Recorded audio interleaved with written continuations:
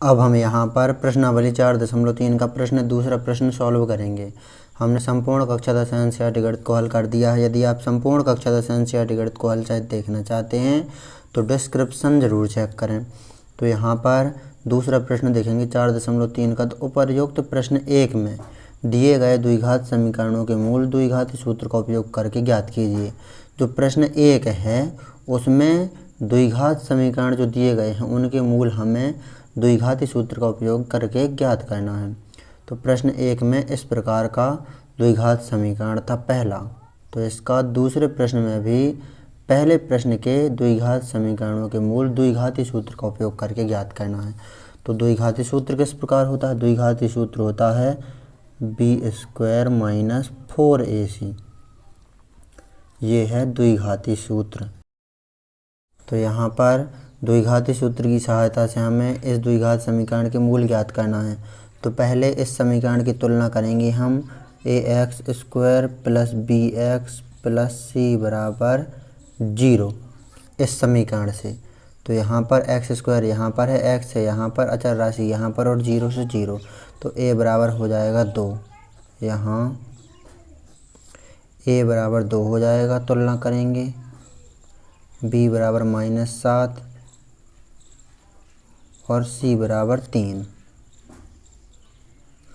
तो ये हमने तुलना की। तो इस प्रकार a b c के मान आ गए। a b और c के ही मान यहाँ पर चाहिए। तो अब द्विघाती सूत्र से, तो द्विघाती सूत्र है इस प्रकार का b² - 4ac।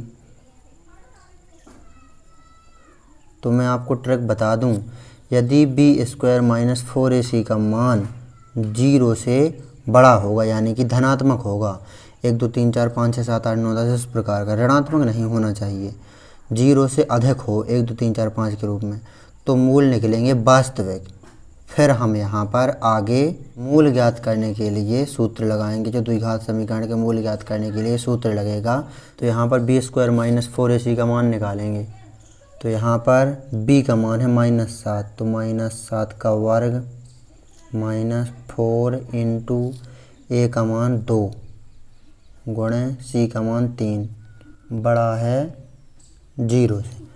अब यहाँ पर सॉल्व करेंगे। -7 का वर्ग यानी कि माइनस का गुणा माइनस में होगा तो प्लस, 7 का गुणा 7 में तो 49 -3 दूनी 6 6 चौके 24 बड़ा है का चिन्ह और 0।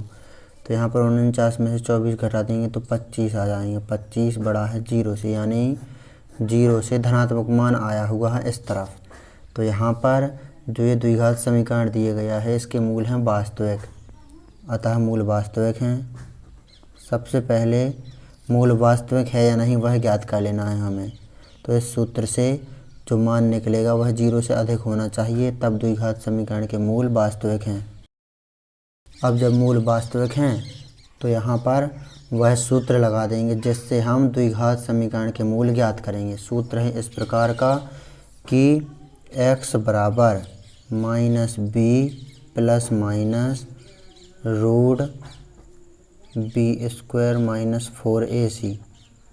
यहाँ पर b² - 4ac, इसकी जगह पर b² - 4ac का जो मान आया हुआ है लास्ट में 25 ये रखेंगे हम, और बटे में 2a।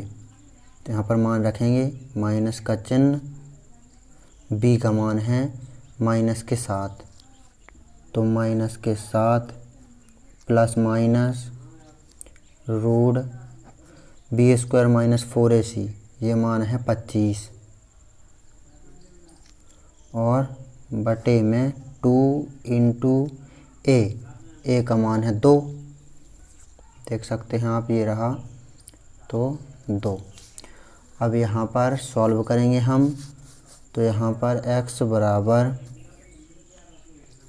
माइनस का गुणा माइनस में होगा तो प्लस, तो 7 + -25 का वर्गमूल होता है 5। इस प्रकार हो जाएगा 5 × 5 25 हो जाएगा। तो यहाँ पर जोड़े में संख्याएं होती हैं तो रूट से बाहर आ जाती हैं।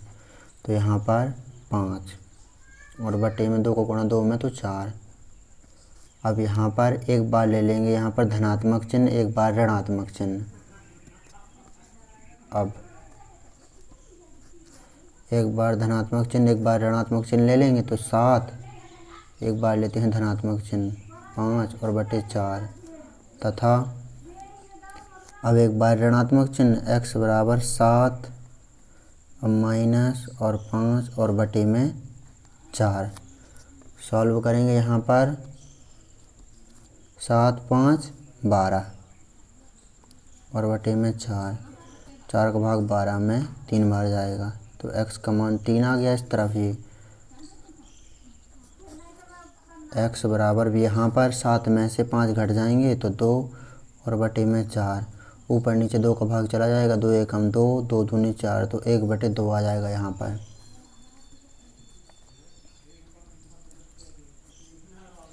तो यहाँ पर अतः मूल आ गए 3, 1 बटे 2।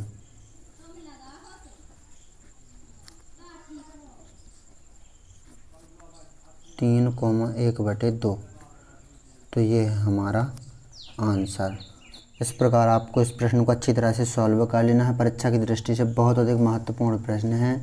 यदि आप संपूर्ण कक्षा 10 एनसीईआरटी गणित को हल सहित देखना चाहते हैं तो डिस्क्रिप्शन ज़रूर चेक कर लें।